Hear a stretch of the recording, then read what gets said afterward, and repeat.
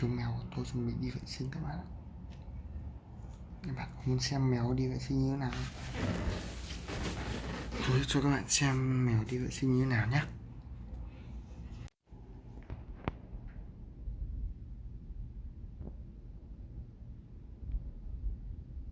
Bạn này bạn thực sự rất là to. Một mình bạn ấy to hơn cái chậu cát này.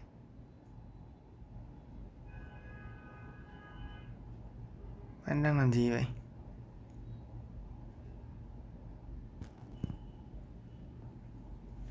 Một hành động rất là khó hiểu của bạn mèo.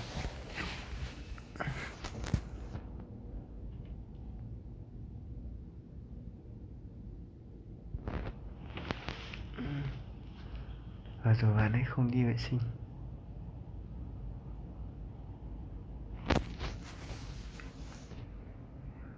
Bạn ấy massage, bạn ấy nhào bột vào chính chiếc giường của mình.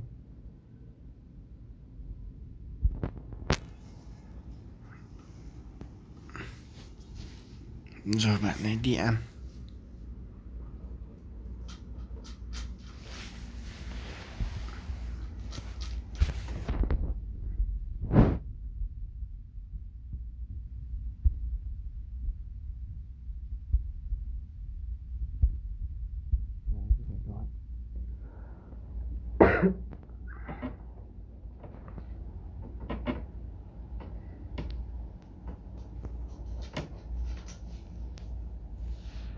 Bạn nhí của chúng ta đang nhìn bạn tẹt ăn.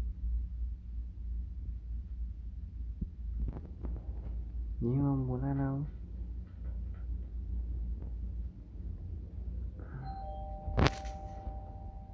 Và cuối cùng nhà mình có khách. Và bạn tẹt đang nhìn xem đó là ai.